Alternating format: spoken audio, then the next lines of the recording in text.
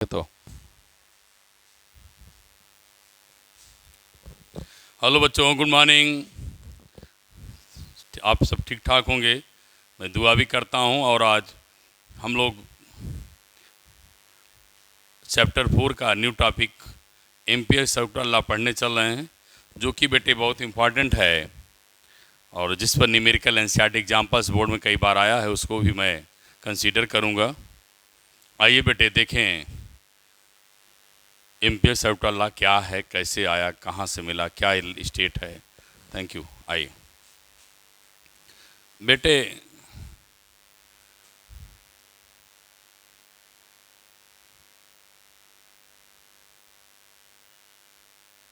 इनो electrostatics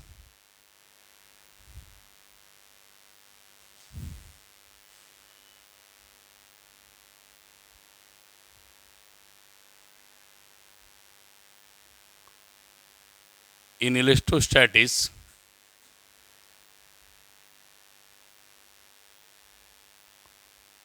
Coulomb's law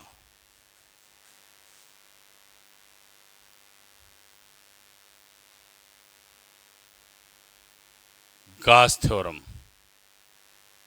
बेटे Coulomb's law का alternative Gauss theorem था। गास थ्योरम का अल्टरनेटिव कूलॉम्स लॉ है। मैं एरो बना दिया। इसका मतलब है बेटे, गास की हेल्प से आप कूलॉम्स लॉ निकाल सकते हैं और कूलॉम की हेल्प से क्या मिलेगा, गास थ्योरम। तो कहने मतलब है गास law is the alternative of Coulomb's law in magnetism.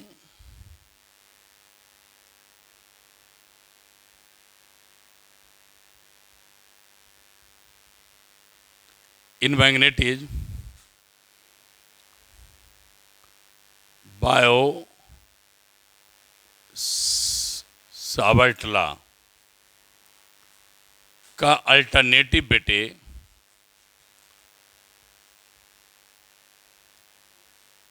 Ampere ampere circular law है। आप समझ रहे हैं क्या बात बताया? कूलॉम्स लॉ का अल्टरनेटिव गास थ्योरम है, बायो सावर्ट लॉ का अल्टरनेटिव एम्पियर सर्कुलर लॉ है। एम्पियर सर्कुलर लॉ क्या है, हम लोग पढ़ने चल रहे हैं। एम्पियर सर्कुलर लॉ क्या है, ध्यान दें। सपोज किया बेटे कोई प्लेन है,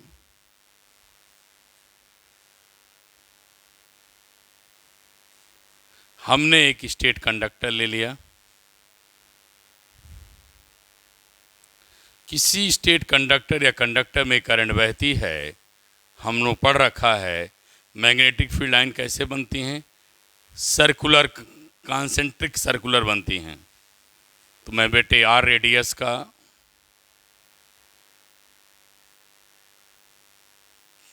सर्कुलर बना लिया। अब हमें अगर मैग्नेटिक फील्ड निकालना है कि total strength of magnetic field कैसे निकलेगी, तो गास जी ने क्या बताया था, ध्यान दीजिए। मैं पहले लिख दूं statement. The line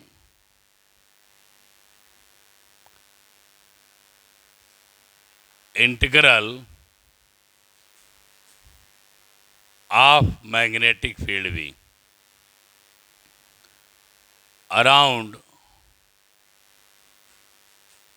any closed circuit,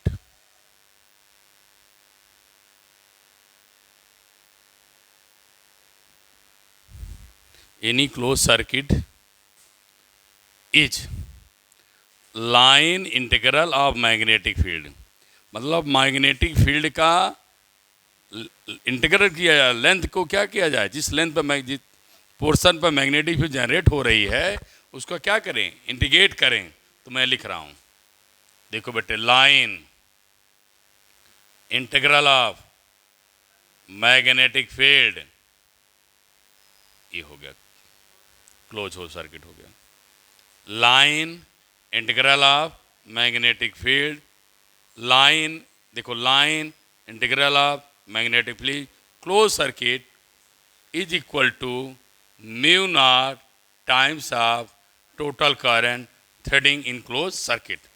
it means बेटे, अगर बहने वाली करंट को म्यू नॉट से मल्टीप्लाई कर दोगे, how much magnetic field, magnetic strength around the current करेंगे सर्कुलर लूप, किसी सर्कुलर लूप के चारों तरफ कितनी मैग्नेटिक फील्ड जनरेट होगी, ये आपको निकल आएगी।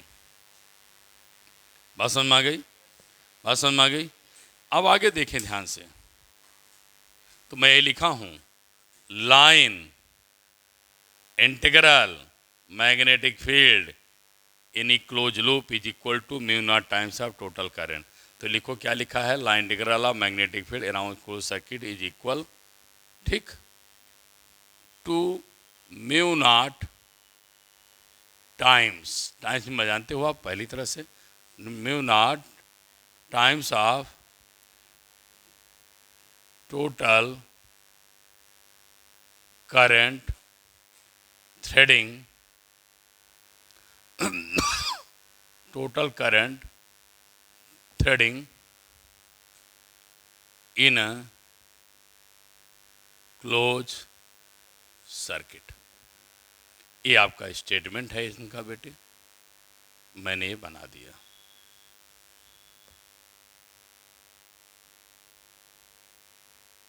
समझ में आ गया ना?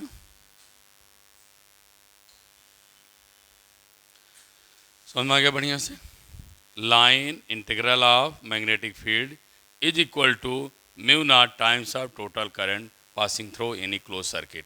इसका मतलब बेटे, किसी स्टेट कंडक्टर में अगर करंट बहती है, उसके अराउंड जो मैग्नेटिक फील्ड जनरेट होती है, हम उस मैग्नेटिक फील्ड का लाइन इंटीग्रल निकालें तो बहने वाली करंट को म्यू नॉट टाइम्स मल्टीप्लाई करें, दोनों वैल्यू सेम आएगी। थ्रेडिंग करंट को म्यू नॉट टाइम्स मल्टीप्लाई करें और जितना मैग्नेटिक फील्ड जनरेट हुआ है उससे हम क्या करें, इंडिकेट कर दें बेटे, हमें जो how much magnetic field generate in circular path that is equal to mu naught times of I. Okay, अब आगे आइए इसका बेटा प्रूफ देखें।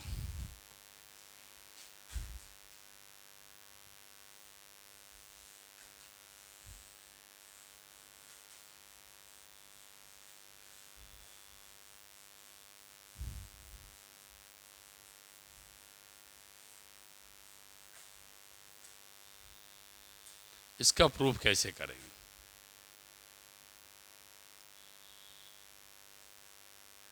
प्रूफ कैसे निकालेंगे? हमने लिखा है, अभी देखा है, बी डॉट क्या है बेटे, डी एल। इस मैग्नेटिक फील्ड का एलिमेंट पोर्शन अगर आप डी एल लेंगे, हमने बार बार बताया है मैग्नेटिक फील्ड की डायरेक्शन और डी एल की डायरेक्शन दोनों क्या होगी, सेम होगी, जीरो एंगल होगा। मतलब ये बेटे क्या है, मैग्नेटिक फील्ड का सर्कुलर पाथ है, उसमें एलिमेंट पोर्शन आप जानते हैं very small, that is tends to zero. It means tangent हो जाएगा, इसके बीच का एंगल कितना मिलेगा बेटे, जीरो। तो हम बेटे क्या करेंगे, इसको डॉट यहाँ से हटाएंगे, डिलीट करेंगे, तो हमें डॉट क्या दे के जाना चाहेगा, cos theta. Cos theta, cos zero हो जाएगा, फिर यहाँ पे थीटा इक्वल टू क्या रखेंगे, 0 डिग्री। कॉस जीरो की वैल्यू 1 हो जाएगा। क्या मिलेगा बेटे, B D L. Straight, we know that straight conductor magnetic field mu naught upon 4 pi two I upon R D L. यहाँ लिख देंगे, मैं लिख दे रहा हूँ, straight conductor magnetic field mu naught upon 4 pi two I upon क्या मिलेगा, R. Mu naught upon 4 pi two I upon बाहर कर लिया, इंटीग्रल ऑफ क्या मिला, D L. Mu naught upon 4 pi two I upon R. D L का मतलब क्या होता है बेटा, सरकमफ्रेंस। क्या होता है, सरकमफ्रेंस। सरकमफ्रेंस क्या मिलेगा, 2 पाई आर। अब आप सब कैंसिल करेंगे तो आपको मिलेगा बेटे म्यू नॉट आई। तो यहाँ पर आप लिखेंगे phi B dot D L equal to mu naught I. ये बेटे आपको मैंने प्रूव करके दिखा दिया। आपको हमने ये एम्पियर शब्द वाला प्रूव कर दिया।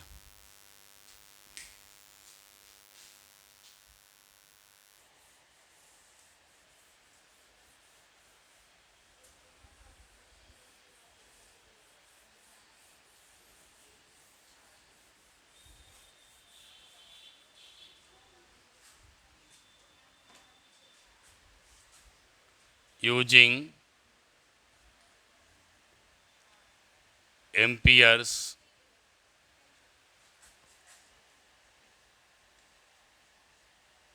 circuital law,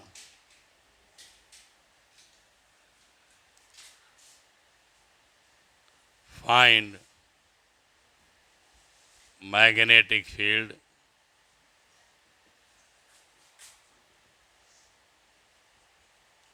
due to state conductor।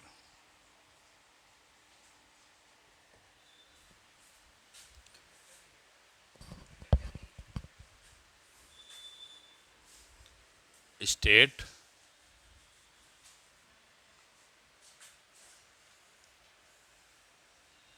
Conductor.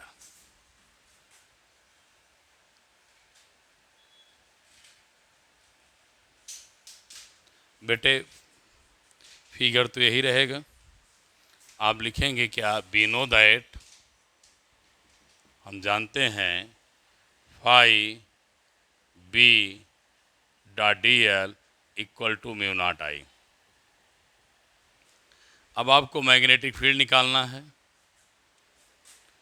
Dot हटाएंगे बेटे तो बी डी एल क्या मिलेगा, cos 0 थीटा आएगा, डॉट थीटा देगा लेकिन डायरेक्शन सेम 0 हो जाएगा, म्यू नॉट आई हो जाएगा।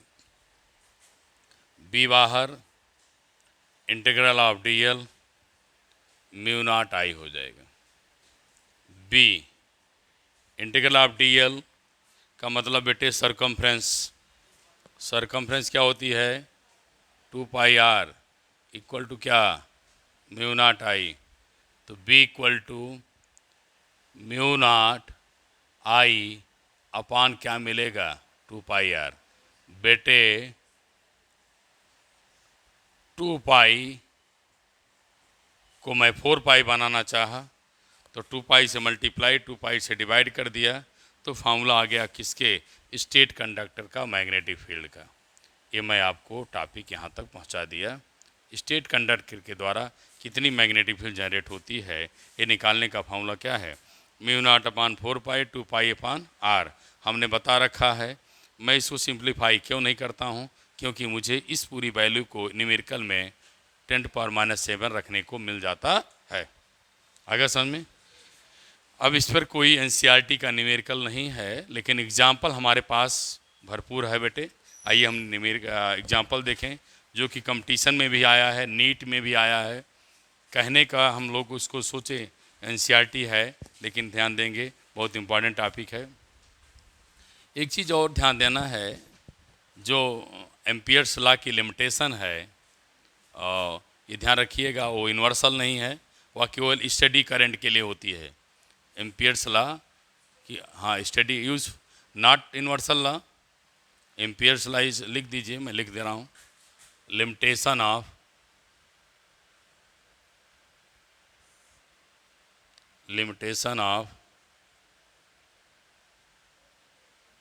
Ampere's law. 2 पॉइंट है। पहला point, not universal law, not universal law for study current only. ये ध्यान रखिएगा, यूनिवर्सल लॉ नहीं है। और ये बेटे कैसे यूज होता है, कांस्टेंट करंट के लिए। लाइए एनसीईआरटी न्यूमेरिकल देखें।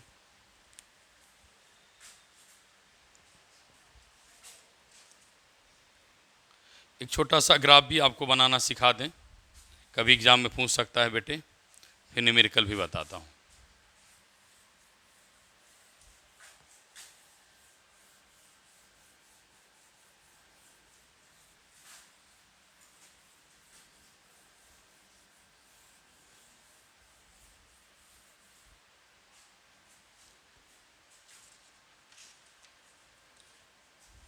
देखिए, हमने B dot D L equal to क्या पढ़ा, म्यू नॉट आई। और जब बी और डी एल के बी और आई के बीच ग्राफ खींचेंगे तो बेटे क्या आएगा, स्टेट आएगा। सुनिए ध्यान से, बी और आई के बीच ग्राफ खींचें क्या आएगा, स्टेट आएगा। लेकिन हमने और अभी क्या पढ़ा, दो टॉपिक अभी पढ़ा, दोनों टॉपिक का ग्राफ रिप्रेजेंटेशन पढ़ा रहा हूँ। यहाँ बेटे बी और आई के बीच ग्राफ खींचोगे, सब ध्यान रखो, आर क्या है, कांस्टेंट है। आर क्या लिख देंगे बेटे, कांस्टेंट। कांस्टेंट आर अगर कांस्टेंट है तो बी प्रोपोर्शनल टू क्या मिला, आई। अगर बेटे आई कांस्टेंट है तब बोलो, तो हमारा बच्चा बोले बी इनवर्सली क्या मिलेगा, 1/r मिलेगा ना, बोलो भाई। तो किसका ग्राफ क्या मिलेगा। मैं सिर्फ सब ग्राफ आपको एडिशनल इन्फॉर्मेशन दे रहा हूँ, कभी पूछा जाए तो आप इसे कर सकें। यहाँ क्या होगा बेटा, कांस्टेंट क्या, आई। ठीक है,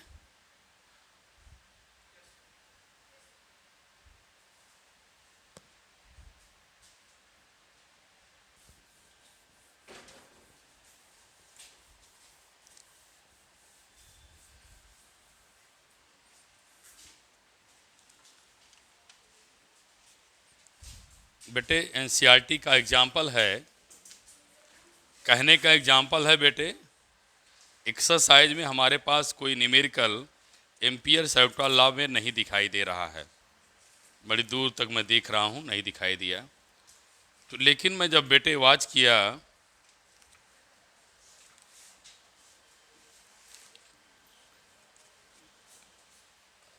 एम्पियर सर्कुलर लॉ को वॉच किया, तो बेटे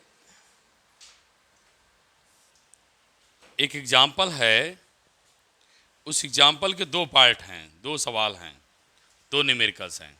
लेकिन ये दोनों न्यूमेरिकल को आप एनसीईआरटी का ही ना समझें। एग्जाम्पल 4.8 पेज 149, ये बेटे ग्राफ नीट में आया है, जिसको जितना पढ़ाएंगे, नीट जेई का सवाल है। इसी से रिलेटेड मैं एक और क्वेश्चन बढ़ा दूंगा, क्योंकि ये जो सर्कुलर लूप लिया है वो सॉलिड है। तो चलिए आई बात करते हैं सवाल पे। लिखा है बेटे, along straight wire of circular cross section area radius a. चलिए बना लिया जाए, मैं ऐसे बना दे रहा हूँ वर्टिकल, स्पेस मेरा कम लगे इसलिए वर्टिकल बना दिया। ये बेटे लॉन्ग स्ट्रेट वायर है, कर दिया, मैं बना दिया लॉन्ग स्ट्रेट वायर। इसकी बिटिया रेडियस ए है, रेडियस ए। मेरे फिगर को अगर आप देखेंगे ढंग से तो मैं एक बार में ही समझा ले जाऊंगा। अगर आप फिगर को एक बार ध्यान से नहीं देखा तो मैं नहीं समझा पाऊंगा। आप मेरे साथ फिगर को ध्यान से देखें, टफ नहीं है, मैं उसे इजी करके पढ़ाऊंगा, सुनिए बस ध्यान से। एक लॉन्ग स्ट्रेट वायर लिया, मैं भी ले लिया, रेडियस ए बना, मैं भी ये कर दिया। कह रहा करंट आई थ्रेडिंग हो रही है, और करंट जो आई थ्रेडिंग हो रही है, आई क्या है, स्टडी है। अब मेरे बच्चे ध्यान दे दें, मैंने स्टडी करंट बताया था अभी कि ampere circular law is not universal law, hold only. देखिए न्यूमेरिकल में आ गया। इसीलिए कहा जाता है कॉन्सेप्ट खूब बढ़िया सा पढ़िए जिससे सवाल आए। आपने पढ़ा कि Ampere's law hold only study current, NCERT ने लिख दिया कि स्टडी करंट आई है। इसका मतलब हम किसका एप्लीकेशन पढ़ रहे हैं, ampere circular law. current I uniformly distributed cross of this cross section। Uniformly distribute है, इसकी मीनिंग समझिएगा मेरी तरफ से। इसका मतलब है ये बेटे सॉलिड है। तो मैं एक सॉलिड किताब में दिया है, हॉलो मैं पही बना के फिर पढ़ा दूंगा आपको, ठीक है। हॉलो के लिए फिर मैं आपको एडिशनल इन्फॉर्मेशन दे दूंगा। तो चलिए सॉलिड इस बुक का पढ़िए। दो केस दिया है बेटे, कैलकुलेट। पहली केस है आर की वैल्यू ए से बड़ी है। तो आर की वैल्यू ए से बड़ी है। R is the radius of circular path of magnetic field lines, concentric circular path of magnetic field lines. तो बेटे आप क्या करेंगे, यहां से कुछ दूर चलें, आर ले लें, एक पॉइंट क्या मान लें, पी, और इसे आप मैग्नेटिक फील्ड लाइंस का पाथ समझ करके घेरा कर दें। कर दिया, बोलो कर दिया। रेडियस आर ले लिया। ये क्या है बेटे, path of magnetic field lines. बिटिया हमारी स्मॉल एलिमेंट क्या ले लेगी, डीएल बी। अब वो चुपचाप बहुत प्यार से एम्पियर सर्कुलर लगाएगी। क्यों लगाएगी, उसको एम्पियर सर्कुलर लॉ का डेरिवेशन दिखने लगा। अभी मैं जो वायर माना था, एक वायर ले लिया था, आर रेडियस सर्कुलर पाथ बना लिया था। वायर के क्रॉस सेक्शन एरिया नहीं दिखाया था, इसने दिखाया है। तो मेरी बेटी, आप लोगों को बेटे कंफ्यूजन नहीं करना है, केवल एम्पियर सर्कुलर लॉ को लिख देना है, चुपचाप कुछ नहीं करना है। और इसी को बहुत इच्छा कहे तो आप सॉल्व कर दीजिएगा। आपकी दिल इच्छा है सॉल्व कर दो, मैं भी कर दिया, क्योंकि आपको स्टेट कंडक्टर का डेरिवेशन भी याद हो जाएगा। मैं भी कर दिया, क्यों, क्योंकि मेरे बच्चे को स्टेट कंडक्टर का डेरिवेशन समझ में आ जाए। ये क्या मिलेगा बेटा, 2 पाई आर। तो mu naught 4 pi 2 pi R, ये आपको आउटसाइड ऑफ मैग्नेटिक फील्ड है। कब, जब आर की वैल्यू ए से ज़्यादा है। नहीं समझ में आ गया कि नहीं आया, बोलो बेटे, आ गया ना। तो लिख सकते हैं B is inversely to 1/r।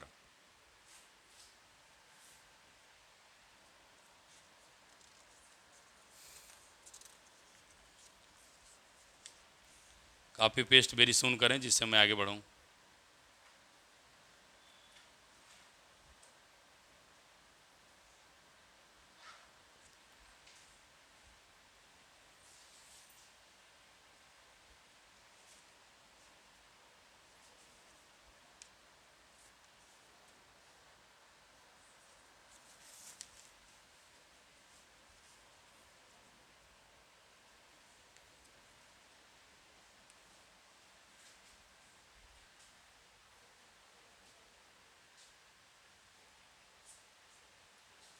अब बेटे सेकंड केस में आते हैं, ध्यान दीजिएगा।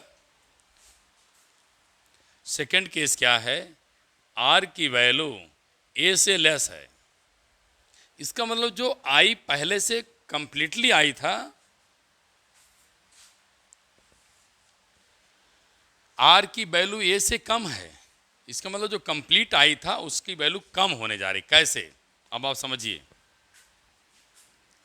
जब इस कंडक्टर को सॉलिड मान लिया, दिया नहीं था, मैं मान लिया, क्योंकि उसे लिखा यूनिफॉर्म डिस्ट्रीब्यूटेड करंट। भैया डिस्ट्रीब्यूट अगर करंट है तो मटेरियल होगा ना। तो ये एनसीईआरटी में सुधार कर लेना था, उसको नहीं किया है, सॉलिड लिखना चाहिए था। तो चलिए, नहीं लिखा तो हम तो बता ही दिया। अब इस आर को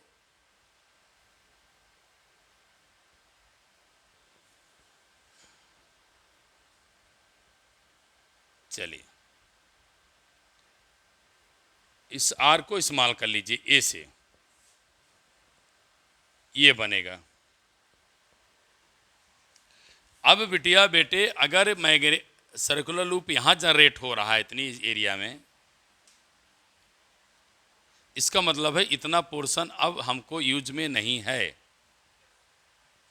वायर का ये रेडियस जो ज़्यादा लिया था, मैं बाहर जा रहा था, जब मैग्नेटिक फील्ड उसके अराउंड जनरेट हो गई, इसका मतलब हमारी क्रॉस सेक्शन भी एरिया भी छोटी है। हमारी क्रॉस सेक्शन एरिया भी क्या हो गई, छोटी हो गई। तो मेरी करंट की भी वैल्यू क्या हो जाएगी, इफेक्टेड हो जाएगी। बोलो भाई। अब करंट की वैल्यू जो इफेक्टेड होगी, मेरी बिटिया लोग खूब ध्यान से सुनेंगी। मैं एक लाइन में लिखने जा रहा हूं, मैं इसको वाई डैश मान लिया, ठीक है ना। तो line integral of magnetic field, ये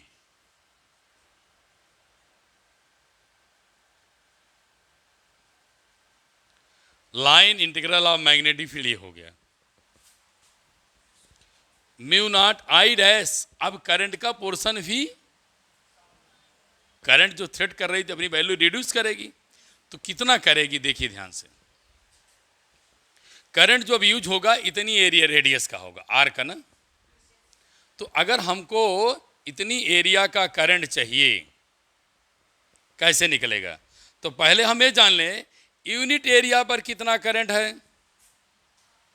मेरी बात सुनना, मैं कह रहा हूं हमको करंट अब पूरी एरिया का नहीं चाहिए, हम केवल आर रेडियस का ही चाहिए, जो कि ये से कम है। ये से उसकी वैल्यू आर की क्या है, कम है। तो मैं इतनी एरिया में करंट चाहिए, इतनी एरिया में करंट चाहिए, तो यूनिट एरिया पर कितना करंट है। तो यूनिट एरिया को पाने के लिए क्या किया, पाई ए स्क्वायर से डिवाइड कर दिया। मेरी बात समझो, मुझे पहले इस पूरी एरिया में करंट दौड़ रही थी, वह वैल्यू क्या थी बेटे, आई थी। अब मैं क्या करना चाहता हूं कि आई डैश मुझे इतनी एरिया का चाहिए, जो मैं एकदम ब्लैक कर दे रहा हूं, ये डार्क शैडो कर दिया। यूनिट एरिया पर करंट क्या होगी, current per unit area. Unit area पे करंट है, current per unit area is known as current at unit area. अब आपको इतनी एरिया से मल्टीप्लाई चाहिए, तो क्या करेंगे, पूरी एरिया से मल्टीप्लाई कर देंगे। मेरी बात ध्यान सुनना, मैं प्रूफ कर दिया हूं भैया। हमको आर रेडियस का अब अलग से स्टेट कंडक्टर बनाना है। जो अब इतना बड़ा स्टेट कंडक्टर था, अब उसकी रेडियस क्या होगी, आर होगी, जो आर की वैल्यू क्या है, ए से कम। अब इसके अराउंड मैग्नेटिक फील्ड जनरेट होनी है। इसका कहने मतलब है अब मुझे जो बेटे मैग्नेटिक सर्कुलर ये ऐसे बनाना है। बात समझ रहे हो ना। तो अब पीछे का जो पोर्शन ए था, ये ऐसे था, जो यहाँ से रेडियस ए थी, अब उसका कोई यूज नहीं है, अब उसका कोई यूज नहीं है। तो हमको इतनी एरिया में कितनी करंट थ्रेड हो रही, क्योंकि वही तो मैग्नेटिक फील्ड ए है। इतनी एरिया के लिए यूनिट एरिया पे कितना होगा, ये होगा current per unit area. Current per unit पा गया, तो इस पूरी एरिया से कितना जनरेट होगी, क्या करेंगे, मल्टीप्लाई कर लेंगे। समझ में नहीं आया, पक्का बोलो, नहीं आया आप लोगों को? डन है, लॉक करूं, आगे बढ़ो, नहीं पूछना है। चलिए आगे देखो, फिर बी डी एल, इससे सॉल्व करो, पाई से पाई कैंसिल हो जाएगा, mu naught I R square upon क्या बेटे, ए स्क्वायर। तो म्यू नॉट को और इसके सिंप्लीफाई करें, क्या हो जाएगा, 2 पाई आर। अरे इसको सॉल्व करो, क्या हो जाएगा, 2 पाई आर। तो म्यू नॉट अपान क्या मिलेगा, 2 pi I are square upon क्या मिलेगा, ए स्क्वायर। बोलिए,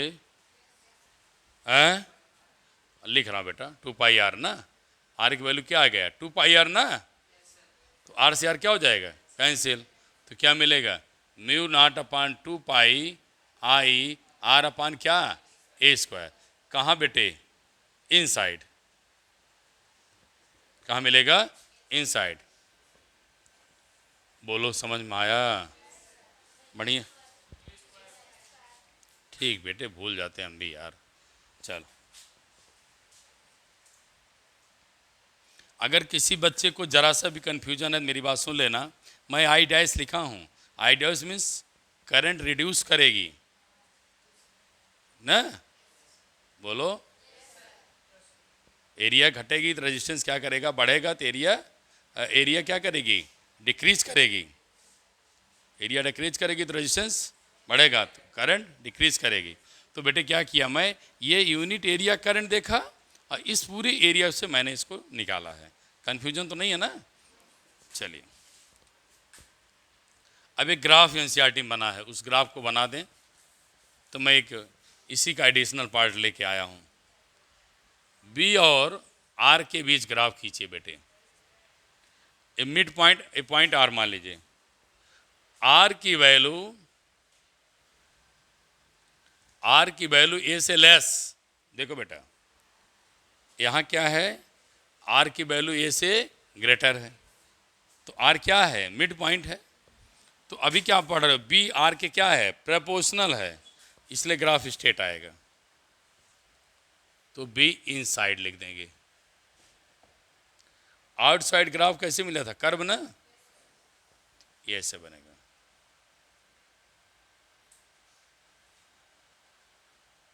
ये आपको कर्व मिलेगा।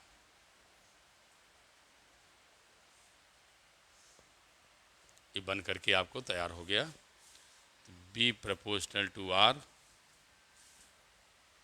B inversely proportional to 1/r। इससे पहले प्रूव किया था 1/r आया था ना, अभी क्या है बेटा, प्रोपोर्शनल आया। अब इसी में थोड़ा सा मैं आपको और एडिशनल दे रहा हूँ।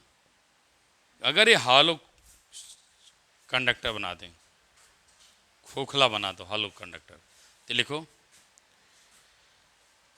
Same manner we take hollow pipe, hollow cylindrical pipe.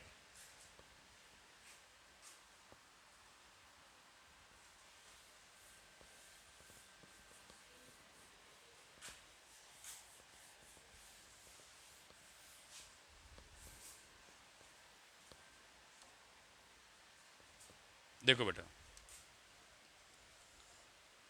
ये आपको मैंने जो पाइप लिया है उसको क्या बना दिया, हाँ सिलेंड्रिकल वाला।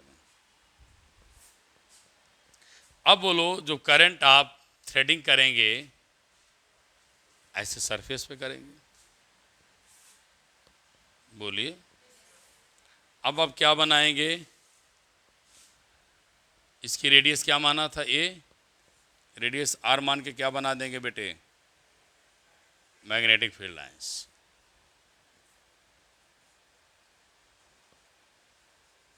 ये हालों की बात कर रहा हूँ बेटे, तो कोई चेंजिंग नहीं आएगा। बी आउटसाइड, फॉर्मूला लिख दें, बड़ी जल्दी नलका दिखाएं। B dot equal to mu naught I, B outside 2πr equal to क्या, म्यू नॉट आई। तो बी आउटसाइड क्या मिलेगा, mu naught I upon 2πr। ये हमको वैल्यू मिल गई। तो किसके लिए है, देखो बेटा आउटसाइड के लिए है। तो मैं फिर ग्राफ बनाऊंगा, मैं इसे कैपिटल आर मान लूँ, इसकी रेडियस स्मॉल आर है तो स्मॉल आर है मानो, क्या दिक्कत है। ये मिलेगा B outside proportional upon R, ठीक है। तो ये बड़े आसानी से हमने क्या लगा लिया, एम्पियर शॉर्ट वाला लगा दिया, फॉर्मूला लगा दिया, स्टेट कंडक्टर जैसे बिहेवियर करेगा। मतलब हालो अगर पाइप ले लें और करंट उसमें पास कराएं तो सरकमफ्रेंस पर ही चलेगी, ठीक है। और जो मैग्नेटिक फील्ड आएगा वो स्टेट कंडक्टर जैसे ही बिहेव करेगा। लेकिन इन साइड की बात करो बेटा, कंप्लीट कर दिया। अब आइए ले मैग्नेटिक फील्ड इन साइड,